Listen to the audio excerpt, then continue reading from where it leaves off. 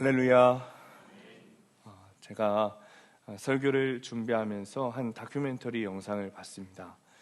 이 자매는 13년 전에 암 선고를 받았습니다.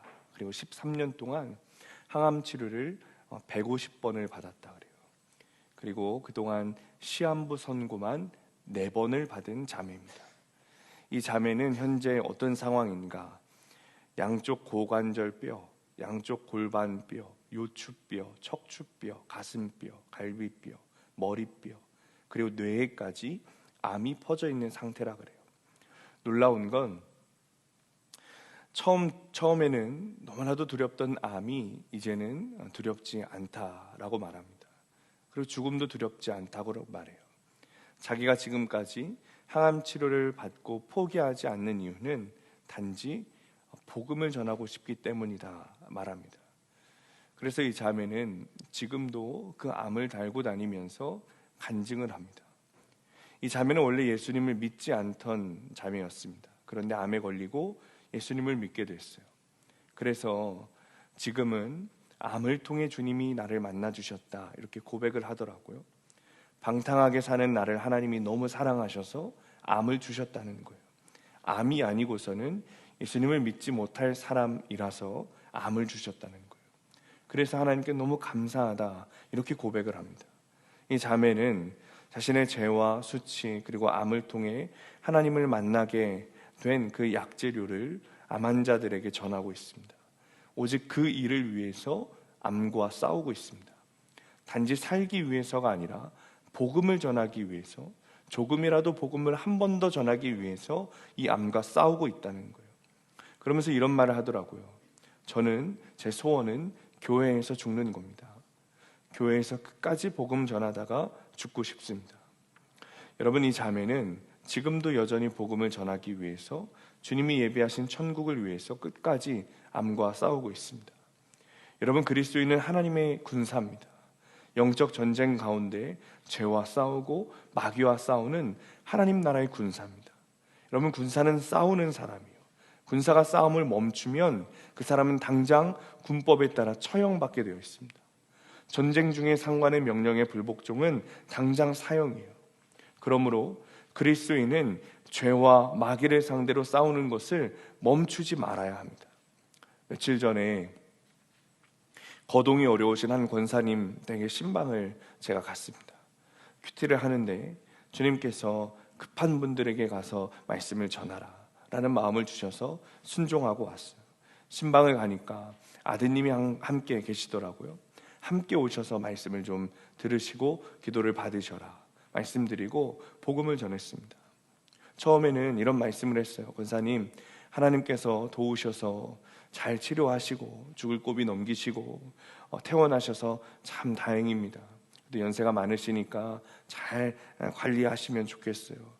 우리 자녀들이, 아드님이 우리 권사님을 얼마나 잘 챙기시던지 참 감동이었습니다. 하나님께서 부모를 돕는 그 손길에 분명히 축복하실 것 같아요. 건강이야 어쩔 수 없지만 지금부터라도 잘 관리하시고 주님 나라 가는 날까지 주님께서 지켜주시기를 기도하겠습니다. 이런 얘기를 했더니 우리 권사님이 활짝 웃으시면서 너무 감사하다, 너무 좋아하시는 거예요. 목사님 감사합니다, 감사합니다. 연신 그렇게 이야기를 하시는 거죠. 그리고 나서 이제 정말 하나님께서 주시는 마음을 제가 전하기 시작했어요. 권사님, 그런데 하나님 나라 가시기 위해서는 반드시 구원받는 믿음이 필요해요. 예수님이 정말 권사님의 구원자이신 것을 믿고 정말 권사님의 주인이신 것을 믿지 않으면 천국 가지 못해요. 권사님의 자녀들의 믿음 없음을 보셔야 돼요. 자녀들에게 타협하지 말고 복음 전하셔야 돼요.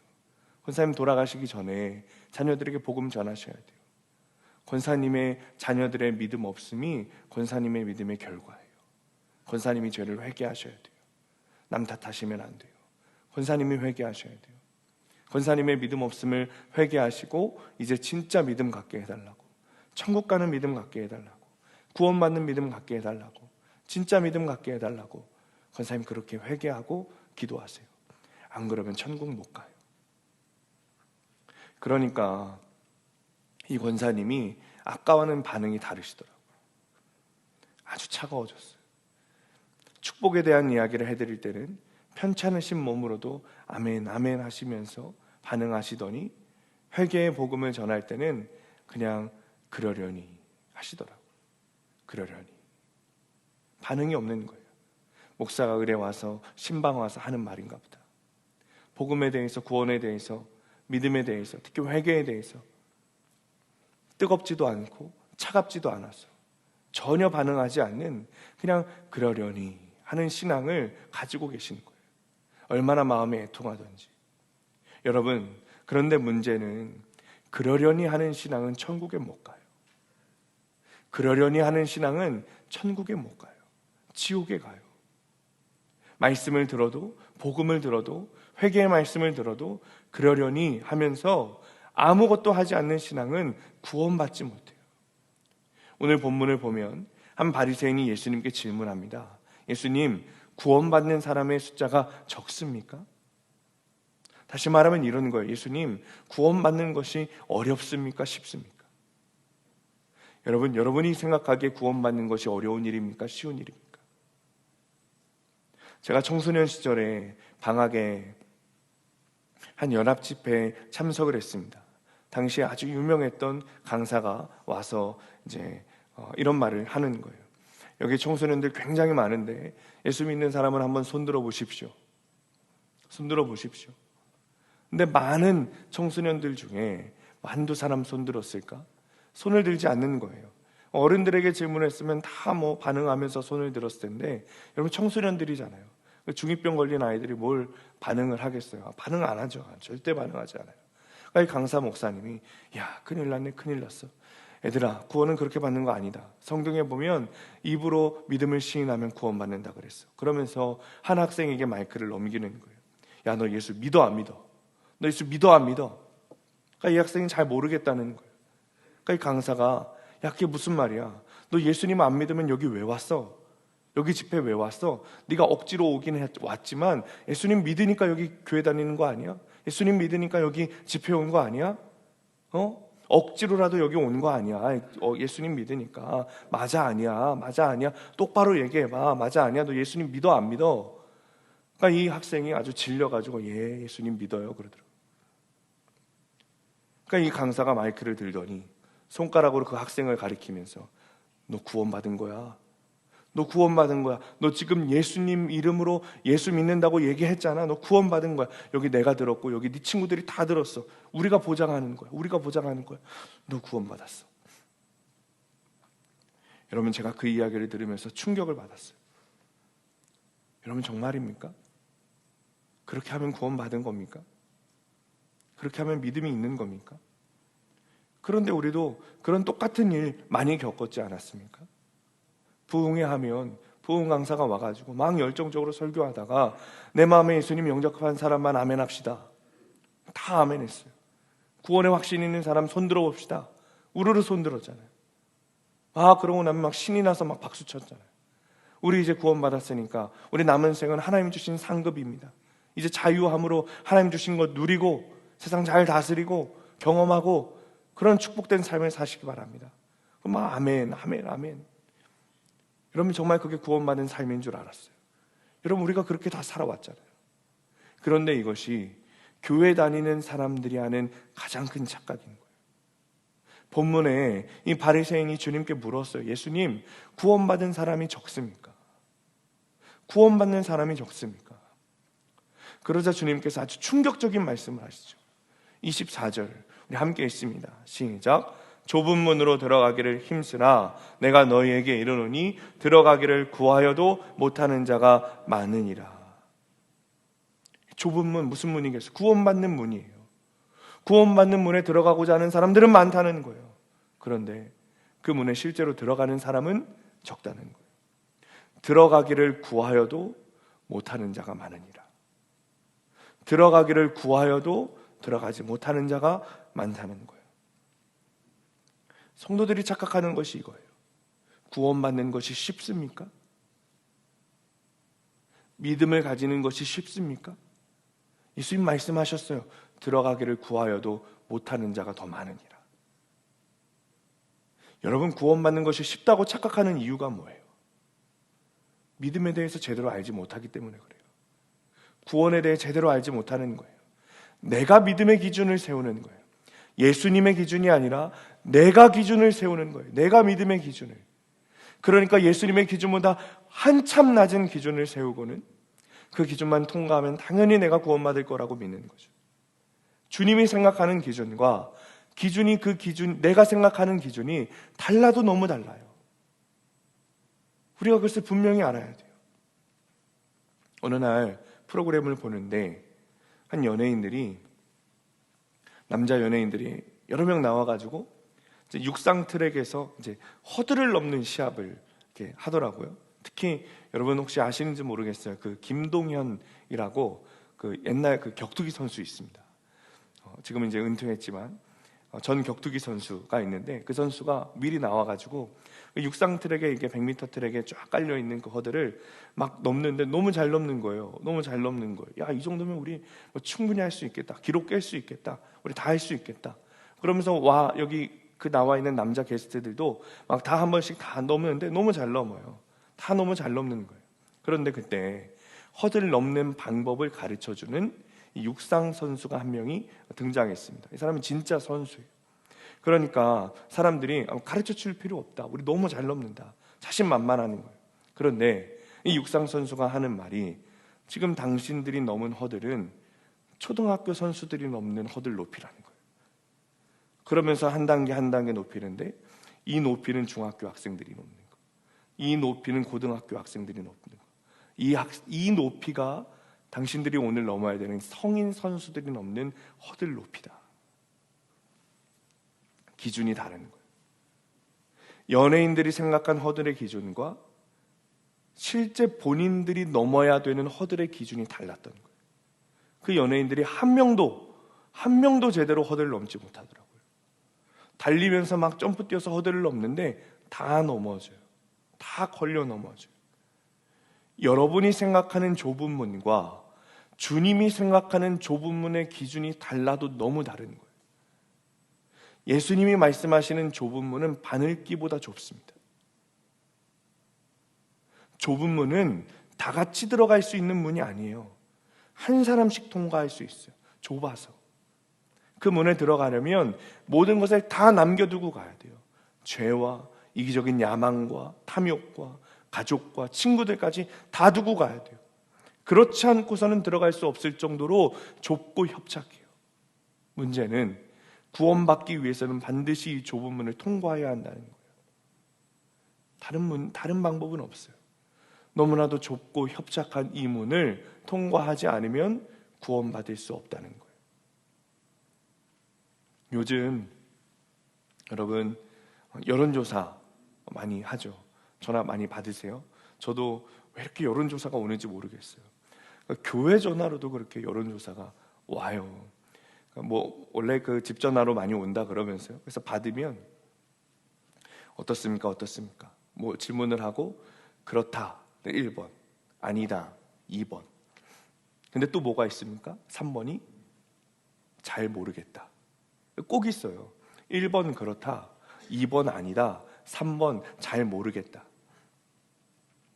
사람들은 이것을 중용이라고 부르기도 하고 중도라고 부르기도 합니다.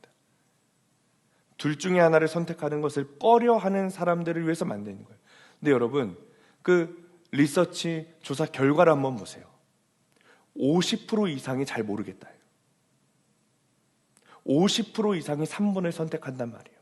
그렇다 아니다가 아니라 50% 이상이 3번 잘 모르겠다. 잘 모르겠다는 잘 모르겠다. 중도를 선택한다는 거예요. 그런데 신앙에서도 마찬가지예요. 넓은 문, 좁은 문 둘 중에 하나를 선택해야 되는데 많은 성도들이 넓은 문은 아니겠고 그래도 좁은 문에 들어가야 되는데 그것도 아니겠는 거예요. 그러니까 그 중간에 있는 무언가 어느 어중간한 그 문, 그 중도의 문을 걷고 싶어요. 지옥에 가기는 싫고 그렇다고 교회에 너무 빠져가지고 세상의 것을 포기하는 것은 싫어요. 넓은 문도 아니고 좁은 문도 아니고 어중간한, 여러분 그게 그러려니 하는 신앙이에요. 그러나 신앙에는 여러분 3번은 없어요. 신앙에는 중도는 없어요. 넓은 문과 좁은 문밖에 없어요. 아무리 사람들이 어중간한 문을 만들어서 들어가려고 해도 여러분 소용없어요. 주님은 넓은 문과 좁은 문 둘 중에 하나를 선택하라고 말씀하셨어요. 그러므로 우리는 반드시 좁은 문을 들어가야 구원받을 수 있어요. 문제는 좁은 문을 들어가기가 굉장히 어렵다는 거죠. 그래서 주님이 뭐라고 말씀하셨습니까? 좁은 문을 들어가기를 힘쓰라. 힘쓰라. 힘쓰지 않으면 좁은 문에 못 들어간다는 거예요. 여러분 좁은 문 들어가기를 힘쓰고 있습니까?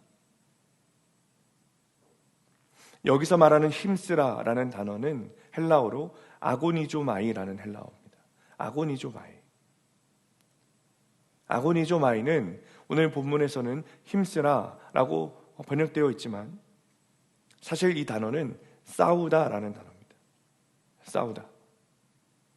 이 아고니조마이는 당시 사람들이 평소에 사용하던 단어가 아니에요. 그들은 분명히 알고 있는 단어지만, 너무나도 잘 알고 있는 단어지만 평소에 실생활에서 사용하는 단어가 아니란 말이에요. 왜냐? 이 아고니조마이, 싸우다라는 단어는 일상의 사람들끼리 그냥 말다툼하고 투닥투닥하는 정도의 싸움이 아니라 군사가 전쟁을 할 때 목숨을 걸고 너의 모든 것을 다 바쳐 피 흘려 싸우라 라는 뜻이에요. 그때 사용하는 것이 아고니조마이예요. 예수님께서 지금 무리들에게, 이 바리새인에게 좁은 문을 들어가기를 힘쓰라, 싸우라, 아고니조마이라고 말씀하셨을 때 그 자리에 있던 사람들은 다 알아들었어요. 단번에 알아들었어요. 구원받는 것이 어려운 거구나. 좁은 문에 들어가는 것이 내가 생명을 다해 군사가 되어 싸우지 않으면 들어가지 못하는 곳이구나. 널널하게 그냥 대충대충 그러려니 하는 신앙으로는 구원받을 가망이 없는 거구나. 아고니조마이라는 단어를 듣자마자 알았을 겁니다. 그래서 초대교회 성도들이 그렇게 산 거 아니겠어요? 그래서 그들이 생명 다해 목숨 바쳐 주님을 섬긴 건 아니겠어요? 그렇다면 나는 어떻습니까? 여러분의 신앙은 어떻냐고요? 아고니조마이. 여러분 정말 좁은 문 들어가기 위해 목숨 바쳐 피 흘려 싸우고 있습니까? 여러분의 그동안 신앙생활을 한번 뒤돌아보세요. 점검해보세요. 내가 그런 적이 있었는가? 왜요? 그런 적이 있어야 내가 좁은 문에 들어갔다고 말할 수 있을 거 아니에요. 좁은 문에 들어가야 구원받는 거잖아요. 내가 그런 적이 있어야 좁은 문에 들어갔다고 내가 고백할 수 있을 거 아니에요. 여러분 생각해보세요. 여러분 좁은 문에 들어간 사람입니까? 여러분의 삶 가운데 정말 피 흘려 목숨 바쳐 주님을 위해 섬기고 싸웠던, 좁은 문에 들어가기 위해 힘썼던 그때 그 시간이 있습니까? 나는 예수님이 말씀하시는 구원에 있어서 그 구원의 기준에 정말 충족된 사람 맞습니까? 오늘 말씀을 들으면서도 여러분의 마음 가운데 그러려니 하고 있으면 구원받지 못해요. 수암교회는 원래 이런 말씀 전하는 교회니까, 우리 목사님 원래 이런 말만 하니까 그냥 그러려니 하면서 듣고 있으면 구원받지 못해요. 지금 여러분들 마음 가운데 결단이 있어야 돼요. 내가 정말 구원받을 수 있는가? 나 스스로 점검하고 고민하고 믿음의 싸움을 지금부터 시작해야 돼요. 여러분은 구원의 확신이 있습니까? 여러분의 구원의 확신이 있으시다면 지금 어떤 싸움을 하고 계십니까? 여러분이 지금 어떤 싸움을 하고 있으시길래 구원의 확신이 있으십니까? 여러분의 삶 가운데 생명을 다하는 믿음의 싸움이 없다면 아무도 구원받을 수 없는 거예요. 여러분이가 정신 차리고 신앙생활해야 돼요.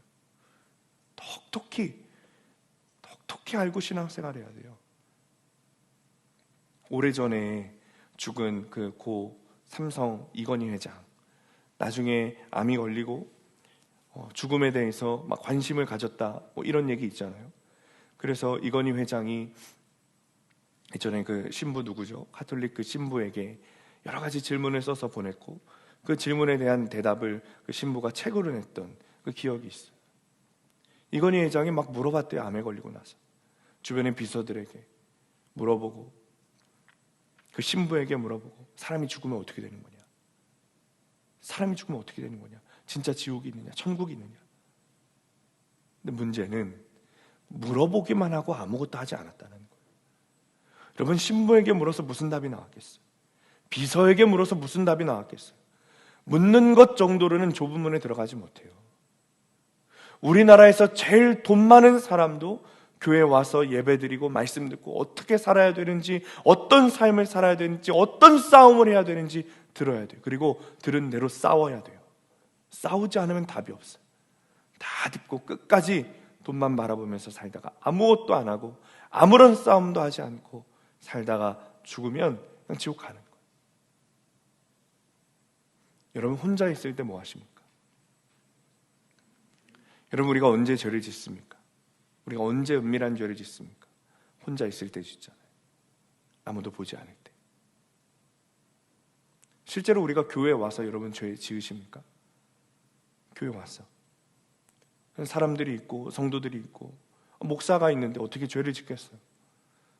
죄는 혼자 있을 때 짓는다고요. 우리가 그때 언제? 혼자 있을 때. 혼자 있을 때 죄와 싸워야 돼요. 그 정말 중요해요. 저도 마찬가지예요. 여러분, 목사라고 죄를 안 짓겠습니까? 저 역시도 혼자 있으면 막 은밀한 죄가 올라와요. 은밀한 죄를 짓고 싶은 마음이 든다고요. 그때 여러분 싸워야 돼요. 1분 게임이라는 책을 읽으신 분들이 있으신지 모르겠지만 여러분, 저희 집에 가면 온갖 곳에 예수님을 생각할 수 있는 장치를 해뒀어요. 십자가를 걸어놓고 예수님 그림을 그려놓고 성경 구절을 그려놓고 눈을 들면 예수님을 보고 예수님을 생각할 수밖에 없게 해놓았어요. 그러니까 혼자 있어도 내 눈으로는 십자가가 보여요. 혼자 있어도 예수님 그림이 보이는 거예요. 그럼 어떤 마음이 드는가? 아, 내가 지금 혼자가 아니구나. 예수님 함께 계시구나. 성령님 나와 지금 함께 계시구나. 그러면 은밀한 죄를 짓고 싶은 그 마음이 사그라드는 거예요. 그렇게 싸워가는 거예요. 여러분 옆에 앉아있는 분들이 설교 시간에 졸고 있으면 깨워야 돼요. 그러려니 하면 안 된다니까요. 조는구나. 그러면 안 된다고요.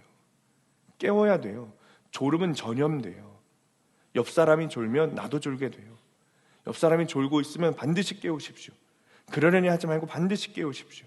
어떤 목사님은 설교 시간에 이런 말씀 하시더라고요. 누가 옆에서 졸고 있으면 일어나서 옆자리로 옮겨가라.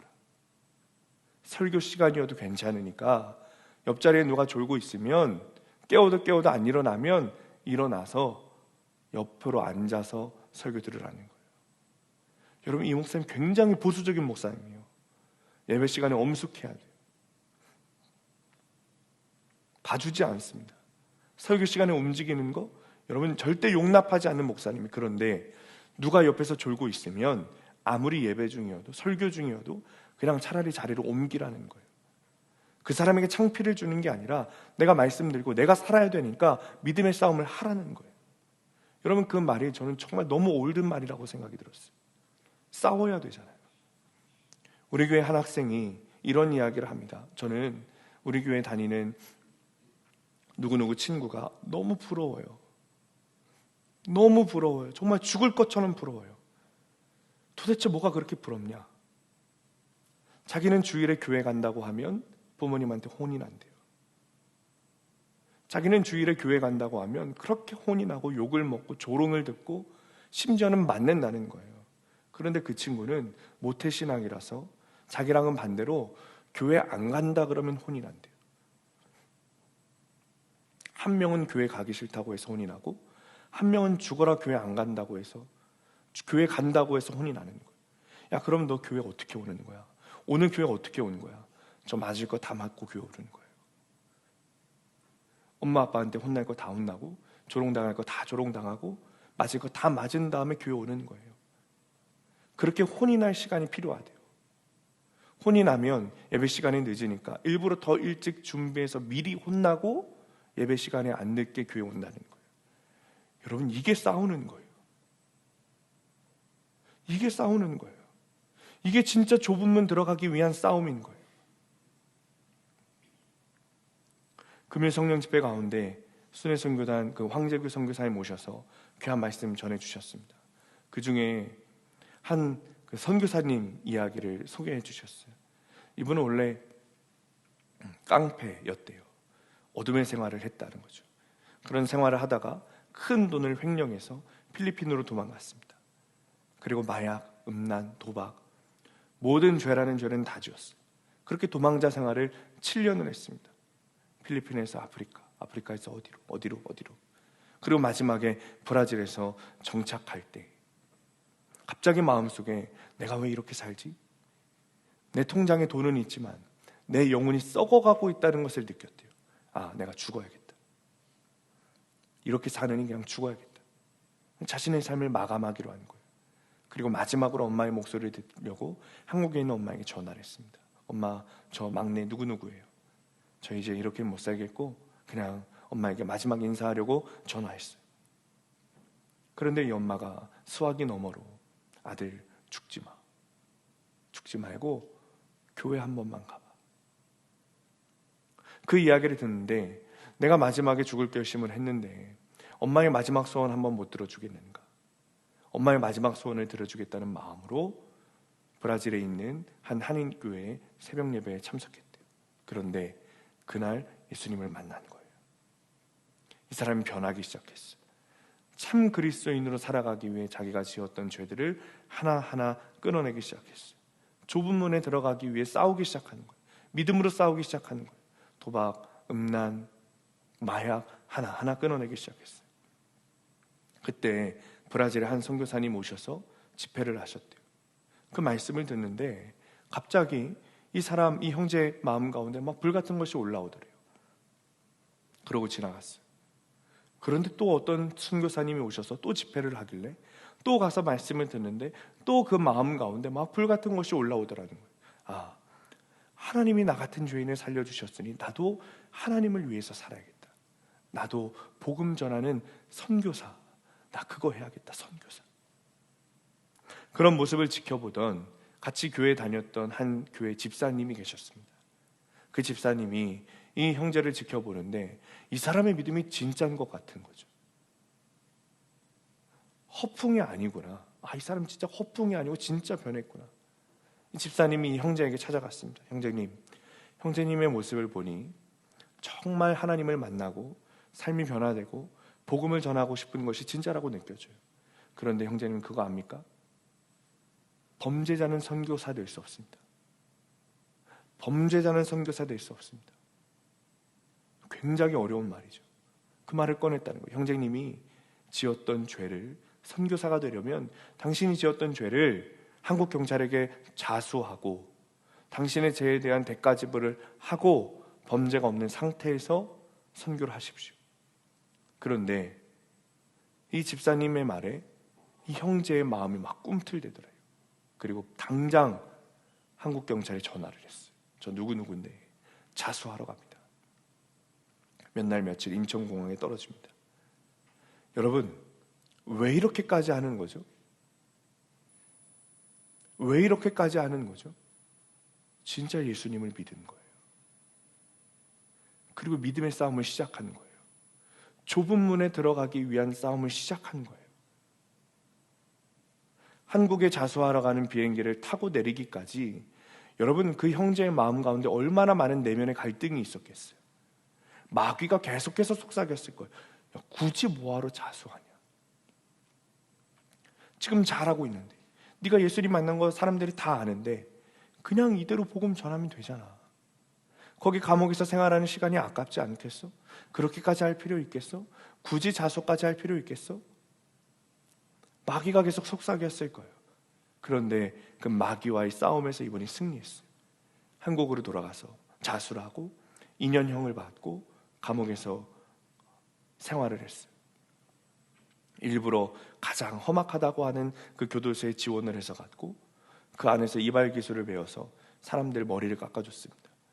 일부러 험악한 사람들을 만났어요. 머리를 깎아주면서 복음을 전하기 시작하는 거예요. 2년의 형을 모두 다 마치고 출소해서 지금은 감옥과 소년원에 가서 재소자들을 대상으로 복음을 전하는 선교사로 살아가고 있대요.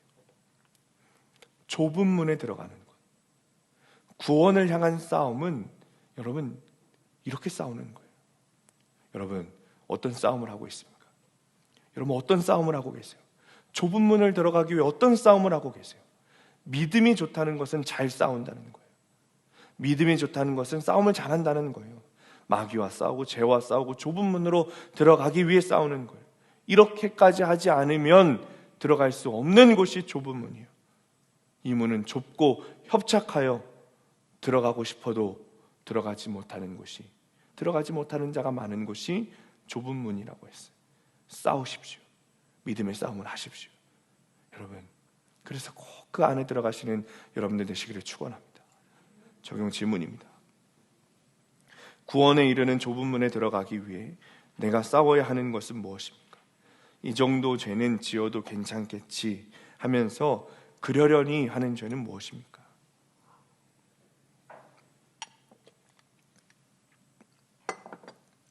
성도들이 하는 두 번째 착각은 구원의 문이 항상 열려 있다고 착각하는 거예요. 좀 더 쉽게 말하면 구원의 기회가 늘 있다고 착각하는 거죠.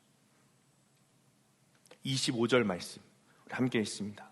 시작. 집주인이 일어나 문을 한 번 닫은 후에 너희가 밖에 서서 문을 두드리며 주여 열어주소서 하면 그가 대답하여 이르되 나는 너희가 어디서 온 자인지 알지 못하노라 하리니. 집주인이 문을 닫았어요. 이 문은 좁은 문이겠죠. 좁은 문에 문을 닫았어요. 그런데 문제는 문이 닫힌 후에 누군가 밖에서 문을 두드리면서 주님 접니다. 주님 접니다. 주님이 그 문을 열어주지 않으셨다는 거예요. 우리는 구원의 문이 항상 열려 있다고 착각합니다. 나에게 구원의 기회가 항상 있다고 착각해요. 그러니 꼭 지금 당장 예수 믿을 필요 없고 죽기 전에 믿으면 된다 라고 말하죠. 때론 그런 분들도 있어요. 구원받기가 어렵고 믿음을 가지는 것이 어렵고 정말 이게 이렇게 어려운 일이라면 목사님 제가 죽기 전에 그냥 예수 바짝 최선을 다해서 믿겠다는 거예요. 그러면 구원받지 않겠냐는 거예요. 이 말은 나에게 항상 구원의 기회가 있을 거라는 착각이에요. 성경에서 뭐라고 말해요? 집주인이 일어나 천국으로 들어가는 문을 닫는 때가 있다. 문을 아무리 두드려도 문을 열어주지 않는다는 거예요. 오늘 여러분의 귀와 영에 구원에 대한 하나님의 말씀이 들리는 이 시간이 기회입니다. 여러분이 붙들 기회인 거예요. 그러므로 우리는 지금 이 시간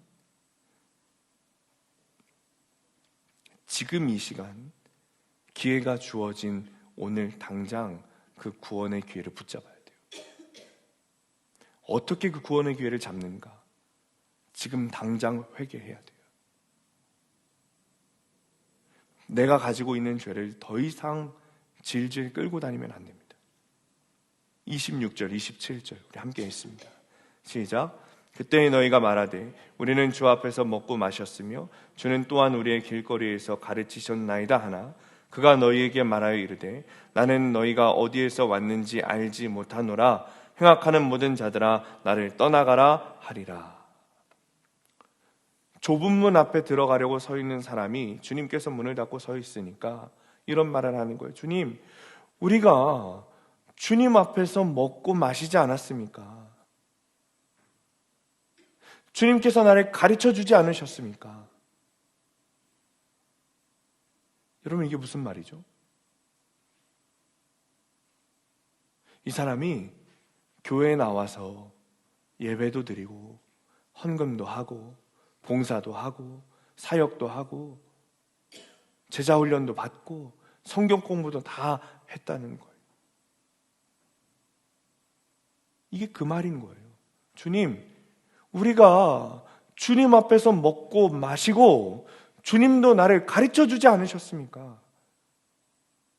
그런데 이 자에게 주님께서 뭐라고 말씀하세요? 27절에 나는 너희가 어디에서 왔는지 알지 못하노라. 굉장히 충격적인 말이죠. 굉장히 당황스러운 말이에요. 또 주님은 28절에 이런 말씀을 하세요. 우리 함께 읽을까요? 28절 시작. 너희가 아브라함과 이삭과 야곱과 모든 선지자는 하나님 나라에 있고 오직 너희는 밖에 쫓겨난 것을 볼 때에 거기서 슬피 울며 이를 갈리라. 이게 무슨 뜻인가 하면 유대인들은 아브라함의 자손, 이삭의 자손, 야곱의 자손이기 때문에 유대인들은 무조건 구원받는다고 생각했어요. 요즘 말로 하면 내가 모태신앙이니까 나는 믿음이 있다는 거예요. 난 모태신앙이기 때문에 구원받는다는 거예요. 내가 뜨겁지는 않아도, 내가 차지는 않아도 그래도 믿음은 있다는 거예요. 그런데 주님께서 말씀하세요. 아브라함, 이삭, 야곱의 자손 너희? 아브라함과 이삭과 야곱과 모든 선지자는 하늘나라에 있을지라도 너희는 밖에 버려져 슬피 울며 이를 갈리라. 모태신앙이 구원의 조건이 아니라는 거예요. 모태신앙이라고 해서 믿음 있는 게 아니라고요. 내 아버지가, 내 어머니가 신앙이 좋다고 해서 구원받는 게 아니라고요. 평택에 제일 큰 교회 한 젊은 장로님이 계십니다. 이제는 연세가 드셨을 것 같아요. 그때 당시 제가 대학교 한 1, 2학년 당시에 아주 젊은 장로님이셨어요. 이분은 교회에서도 장로님이시지만 사업적으로도 크게 성공하신 분이에요. 그런데 문제는 이분이 교회 장로인데 사업을 한다고 예배 잘 안 나와요. 수요 예배, 금요 예배는 당연히 안 나오고 주일도 가끔 빼먹는 거예요. 장로가 예배 드리지 않아요. 이분이 본인 스스로 자기는 날라리 장로래요. 날라리 장로.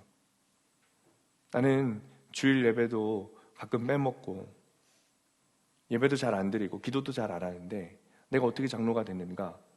그러니까 아버지 장로님, 그 교회에 아버지 장로가 있는 거예요. 아버지 장로의 믿음이 있어서 내가 어부지리로 장로가 됐다. 그래서 나는 날라리 장로다. 제가 그 이야기를 듣고 얼마나 충격을 먹었는지 몰라요. 어떻게 이런 사람을 장로를 줄까? 심지어 이런 말도 하더라고요. 내가 승승장구하는 거는 내가 기도해서가 아니라 아버지 장로님이 기도했기 때문이다. 나는 기도 안 한다. 나는 기도 안 한다. 아버지가 대신 기도해서 우리 기업이 승승장구하는 거다. 이 사람 모태신앙이에요. 어쨌든 교회 장로입니다. 아무리 이 사람이 장로고 모태신앙이어도 구원을 못 받는 거예요. 교회 나오고 예배 드린다고 구원받는 건 아니에요. 모태신앙이라고 구원받는 건 아니에요. 어떻게 구원받는가? 주님 말씀하세요. 회개해야 한다. 27절 마지막에 보면 주님께서 말씀하시기를 행악하는 모든 자들아 나를 떠나라. 이들이 교회를 안 다녀서도 아니고 예배를 안 드려서도 아니고 모태신앙이 아니어서도 아니에요. 교회를 열심히 다니고 예배도 열심히 다니고 심지어 모태신앙의 직분도 받았어요. 그런데 주님 말씀하세요. 행악하는 자들아 떠나가라. 다시 말하면 구원받기 위해서는 행악에서 벗어나야 된다는 거예요. 회개해야 된다는 거예요. 죄에서 돌이켜 주님께로 가야 구원받을 수 있다는 거예요. 오늘 본문 13장의 가장 앞부분을 보면 우리 주님께서 이렇게 말씀하세요. 13장 3절 말씀 우리 앞에 있습니다. 우리 함께 있습니다. 시작. 너희에게 이르노니 아니라 너희도 만일 회개하지 아니하면 다 이와 같이 망하리라. 회개하지 않으면 망한다. 회개하지 않으면 다 지옥 간다. 목사도 회개하지 않으면 망한다는 거예요. 대통령도, 백만장자도, 정치인도, 애들도, 청년도, 노인도 회개 안 하면 다 망하는 거예요. 회개하지 않으면 그 누구도 예외 없이 다 지옥 가는 거예요. 여러분, 우리가 똑바로 정신 차리고 신앙생활 해야 돼요. 저번 주에 말씀드린 그 암으로 고통받고 있는 우리 교회 집사님이 하셨던 회개, 여러분 기억나시죠? 목사님, 제가 하나님만 사랑하고 싶습니다. 제가 그동안 하나님보다 세상을 더 사랑하고 돈을 더 사랑하고 가족을 더 사랑했습니다. 그것을 회개합니다. 제가 더 이제는 하나님만 사랑하고 싶습니다. 제가 그 설교를 하고 그 주일날 저녁에 그 병원에 계신 집사님이 다시 찾아갔어요. 가서 손을 잡고 집사님 이야기로 성도님들이 많은 은혜를 받았습니다. 감사합니다. 제가 이야기를 하는데 너무 아프셔서 고통스러워 하시더라고요. 말을 하지 못하세요. 한동안 제가 말을 잇지 못하고 가만히 주님께 물었어요. 주님, 이렇게 고통받는 자에게 제가 무슨 할 말이 있겠습니까? 제가 할 말이 없습니다. 주님께서 제 입을 열어주십시오. 주님께서 제 입을 열어주십시오. 그리고 주님께서 제 입을 여시고 이런 말을 하게 하시더라고요. 집사님, 회개하셔야 합니다. 끝까지 회개하셔야 합니다. 주님이 생각나게 하시는 것이 있다면 반드시 회개하시고 주님 바라보십시오. 그게 집사님이 하나님 나라 가는 유일한 방법입니다. 여러분, 주여 주여 한다고 천국 가는 거 아니에요. 회개하라, 천국이 가까이 왔느니라. 반드시 회개하고 주님께 돌아가야 돼요. 그래야 좁은 문에 들어갈 수 있어요. 여러분, 신앙생활 하면서 그러려니 하지 마십시오. 그냥 되는 대로, 흘러가는 대로 신앙생활 하면 여러분 구원받지 못해요. 그러려니 하는 신앙생활의 결과가 28절의 말씀처럼 지옥에서 슬피 울며 이를 가는 결론인 거예요. 반드시 지금 이 시간 구원의 길을 붙잡아야 돼요. 회개함으로 이제는 돌이켜 예수님을 따르는 삶을 살아가게 되시기를 축원합니다. 적용 질문입니다. 나는 주여 주여만 하는 사람입니까? 아니면 회개하는 사람입니까? 죄라는 것을 알면서도 회개를 뒤로 미루며 반복하는 죄를 짓는 것은 무엇입니까? 저는 서울에서 사역할 때 가끔 양화진이라는 곳을 잘 갔습니다. 여러분, 양화진 아십니까? 양화진에는 선교사님들의 무덤이 모여 있는 곳이에요. 양화진에 가서 선교사님 무덤을 보고 기도하고 그렇게 돌아오곤 했습니다. 순교하신 선교사님들 무덤을 보면 감사한 마음이 들기도 하지만 때로는 긍휼한 마음이 들 때도 있어요.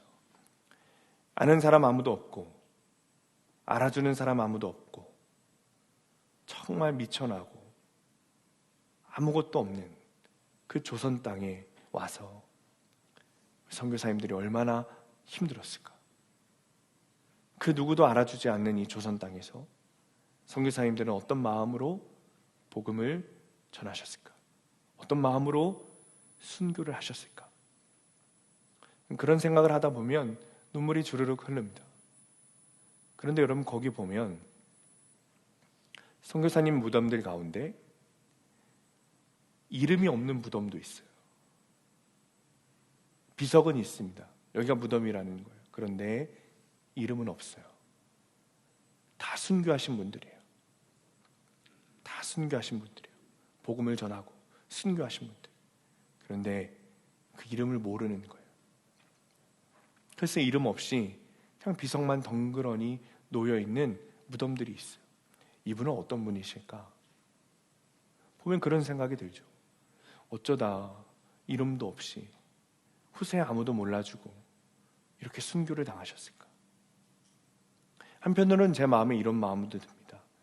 야, 이렇게 생명 다해 복음을 전하고 순교를 했는데 이 땅에 자기 이름을 아는 사람이 아무도 없다면 조금은 후회스럽지 않을까? 그런데 오늘 말씀을 묵상하면서 주님께서 저에게 깨닫게 하시는 한 가지가 있었습니다. 25절 말씀을 보면 주님께서 이렇게 말씀하시는 거예요. 나는 너희가 어디에서 온 자인지 알지 못하노라. 나는 너희가 어디에서 온 자인지 알지 못하노라. 천국에 가려면 내가 예수님에 대해서 아는 것보다 예수님이 나를 아시는 게 더 중요한 거구나. 예수님이 나를 아시는 게 더 중요한 거구나. 사람들은 이 선교사님의 이름조차 모르지만 주님은 이분을 너무 잘 알고 계시겠구나. 그게 중요한 거구나. 그러면서 제 안에 아까 그 학생이 생각이 나는 거예요. 교회에 오려면 부모에게 혼날 시간까지 미리 계산해서 준비하고 혼날 거, 조롱당할 거, 욕먹을 거 다 당한 후에 시간 맞춰서 예배 온다는 그 학생이 생각이 나는 거예요. 하나님 누구를 아실까? 나와 이 학생의 이름 중에 하나님 누구를 아실까? 제가 이 학생의 믿음이 너무 부러운 거예요. 하나님에 대해서는 제가 더 많이 알겠죠. 하나님에 대해서는 제가 이 학생보다 더 많은 지식이 있겠죠. 목사고 신학을 했으니까. 그런데 지식적으로는 제가 하나님에 대해 이 학생보다 더 많이 알겠지만 내가 하나님에 대해서 아는 거 말고 하나님은 나를 아실까? 하나님은 내 이름을 아실까? 사랑하는 성도님들, 아마 이곳에 앉아 계신 대부분의 성도님들은 나는 하나님을 안다고 자부하실 겁니다. 그런데 정말 중요한 것은 내가 하나님이 나를 아실 만한 그런 삶을 내가 살아왔는가? 하나님에 대해서 아무것도 하지 않고 좁은 문에 들어가기 위해 전혀 싸우지 않는 나를 하나님이 아실까? 좁은 문에 들어가기 위해 욕을 먹고 조롱당하고 매를 맞으며 목숨을 다해 싸우는 그 아이의 이름을 아실까? 여러분, 예수님은 어떤 사람을 아실까요? 그러려니 하면서 죄와 싸우지 않고 문제와 싸우지 않고 가만히 그냥 교회만 왔다 갔다 하는 그 성도들을 보시고 내가 너를 안다 말씀하실까요? 아마 주님은 내가 너를 도무지 알지 못하겠다 말씀하실 거예요. 사랑하는 성도님들, 좁은 문으로 들어가기를 힘쓰시기 바랍니다. 구원의 문제에 대해 한치의 물러섬도 없이 맞서 싸우시기 바랍니다. 그때 주님께서 내 이름을 부르시고 나를 아신다 말씀하시며 우리를 하나님 나라로 인도해 주실 것입니다. 이 은혜가 저와 여러분 가운데 있기를 예수님의 이름으로 간절히 축원합니다. 우리 모두 일어나셔서 이렇게 찬양하고 기도하겠습니다. 우리 24절 말씀 붙들고 함께 기도하도록 하겠습니다. 주님, 좁은 문으로 들어가기를 힘쓰라. 내가 너희에게 이르노니 들어가기를 구하여도 못하는 자가 많으니라. 주님, 구원에 대해서 여러 가지 착각을 하며 살아왔던 우리 죄를 회개합니다. 하나님의 기준이 아니라 내 생각의 기준으로 이 정도면 구원받을 수 있을 거라며 생각하며 생활해 왔던 주님, 우리의 악함을 용서해 주시기를 원합니다. 좁은 문으로 들어가기를 싸우지 않고 그냥 내가 내 편한 대로 신앙생활 해왔던 우리의 믿음 없음을 회개합니다. 주님, 이제는 진짜 믿음이 우리 안에 있게 되기를 원합니다. 아멘. 좁은 문으로 들어가기 위해 죄와 싸우기를 원합니다. 아멘. 마귀와 싸우기를 원합니다. 아멘. 주님의 군사가 되어 우리에게 주신 말씀을 붙들고 이제는 구원의 문제에 대해 한치의 물러섬도 없이 맞서 싸워 승리하게 하여 주옵소서. 아멘. 시간에 주님 이름 부르시면서 함께 통성으로 기도하겠습니다. 주여, 온 세상 구주시라. 내 사모하는 주님, 영광의 왕이시라.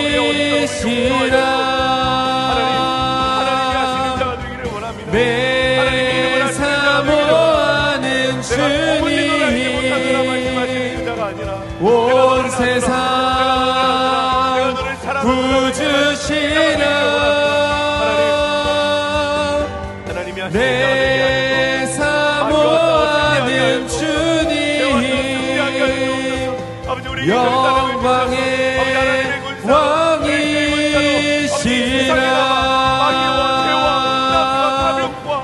내 사모하는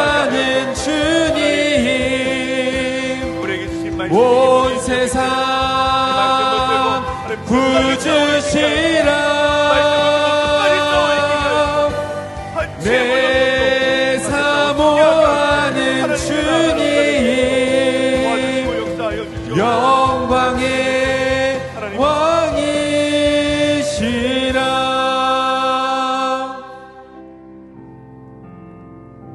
주님, 하나님이 아시는 자가 되기를 원합니다.